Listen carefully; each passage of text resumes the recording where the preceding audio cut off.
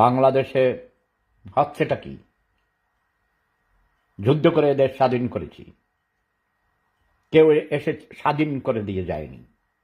সে পুলিশের সামনে আমাকে মারতে আসছিল। আকিব আল হাসান ক্রিকেটার, ক্রিকেটে মানে বলের মধ্যে বাড়ি টাড়ি দিয়া, ব্যাট দিয়া, এসব করে টরে বাংলাদেশে বোকাদের ধোকা বানাই, ধোকা দিয়া সেলিব্রিটি হয়েছে। তার তো কোনো ব্রেইন নেই। সে কোনো লেখক নয়, কবি নয়, চিন্তাবিদ নয়, দার্শনিক নয়, অভিনেতাও নয়। ব্যারিস্টার সুমনকে মারতে গিয়েছিল, এইমাত্র শুনলাম।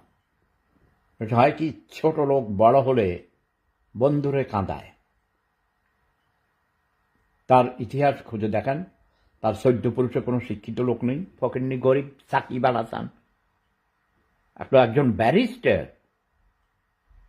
তোর মতো কি ওই বলের ব্যাট দিয়া বলে পিটাইয়া সে পয়সা কামাইছে? ছোট লোক, জুতার বাড়ির ছোটে। আজকে জুতার বাড়ি সাকিব আল হাসানকে আমি চিনি না, আমি দেখিও নাই ওইসব অসভ্য বেয়াদব ছোট লোক। সাকিব আল হাসান ব্যারিস্টার সুমনকে মারতে গিয়েছিলি, অসম্মান করেছিস। কোথায় কি করিস? তোর বিরুদ্ধে অনেক কমপ্লেন জমা হয়েছে, তোকে আজকে আমি 3টা জুতার বাড়ি দিচ্ছি। সাকিব আল হাসান ক্রিকেটার, এটা তোর ডান গালে, ওকে, এটা তোর বাম গালে, আর এটা তোর কপালে। সাকিব আল হাসানকে 3টা জুতার বাড়ি দিলাম আজকে এই জুম্মার দিনে। সাকিব একটা অশিক্ষিত মূর্খ, ছোট লোক, গরিব এবং বর্বর। ইয়াস, তোমরা সবাই তাকে ধিক্কার জানাও।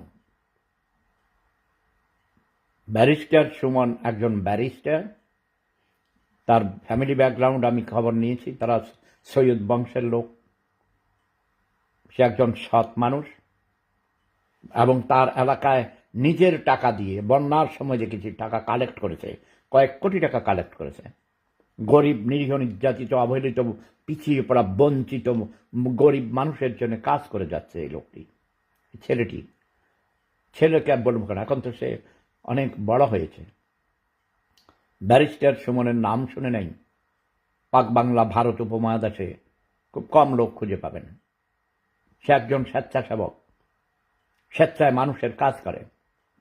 অনেকগুলো ফুটবল খেলার পর্যন্ত প্রতিযোগিতা করছে, যুব সমাজকে সে কর্মমুখী করে তুলছে।